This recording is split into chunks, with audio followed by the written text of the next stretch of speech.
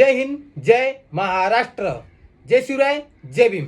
आमचे दैवत हिंदू हृदय सम्राट मान्य श्री बाळासाहेब ठाकरे, पक्षप्रमुख मान्य श्री उद्धव बाळासाहेब ठाकरे, युवा नेते श्री आदित्य साहेब ठाकरे.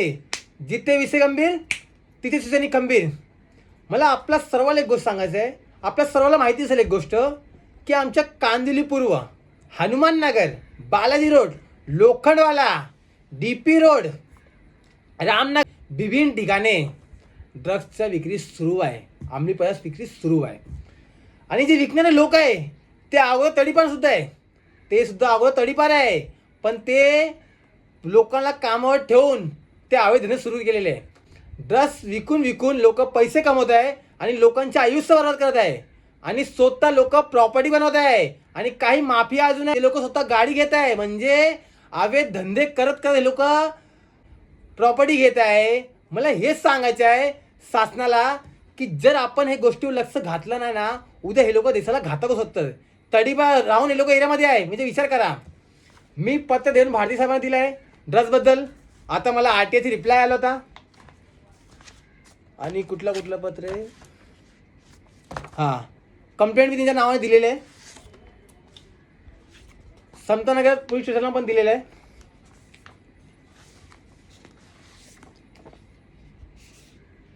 DCP जोनला पण दिलेलं आहे. आणि जे ट्रॅफिकचे लोक आहे अधिकारी त्यांना पण दिलेलं आहे. आणि लोकांना सांगतात आहे की हा अभिषेक उपाध्याय आमच्या कंप्लेंट टाकतोय, आम्ही ह्याच्या हातपाय तोडू, ह्याच्या मर्डर करू, आम्ही बाहेरून पोरे मागवले आहे. लोक माझी रेखी पण करत होते. मी हे पण पत्र पोलिसांना दिलेलं आहे. पण मला हेच सांगायचं आहे की लोक मला घाबरायचा प्रयत्न करू नका. जर कोणी आमच्या अंगावर आला तर आम्ही पण छत्रपती शिवाजी महाराजचे मावले, डॉक्टर बाबासाहेब आंबेडकरांचे संविधान देत चालतोय हे. आणि बाळासाहेबांचे शिवसैनिक आम्ही. अंगावर आला की आम्ही पण सिंगावर घेणार.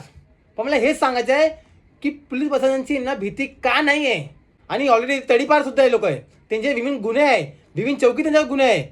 पण समजा पोलीस ठाणे हे गोष्टी लक्ष का नाही घालत आहे. आणि RTO ऑफिसर का लक्ष घालत नाही. मला हेच सांगायचं आहे, जर RTO ऑफिसर आणि हे लोक लक्ष घातलं नाही तर आम्हाला आंदोलन करावं लागेल आणि आम्ही रस्ता उतरणार. कारण जनताची महिला सुरक्षित व्हायलाच पाहिजे. आणि मला विनंती आहे महाराष्ट्राचे मुख्यमंत्री देवेंद्र फडणवीस साहेब, आपण हा गोष्टीवर लक्ष घालणार. माझी एवढीच विनंती आहे. जय हिंद.